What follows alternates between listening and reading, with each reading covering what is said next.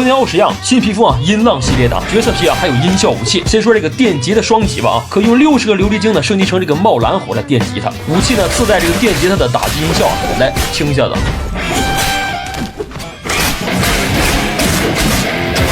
然后是这个阔刀啊，带这个键盘的大阔刀，升级后冒这个金光啊，打人呲呲的，带电子音效。包括这个旋风剑人刀啊，也带。角色皮啊，从左到右分别是妖刀、庆寒和蓝梦。哦，对了，还有一个沙男。该系列皮肤6月5号更新后直接上线啊，包括这兄弟们。那么这波皮肤大家感觉怎么样呢？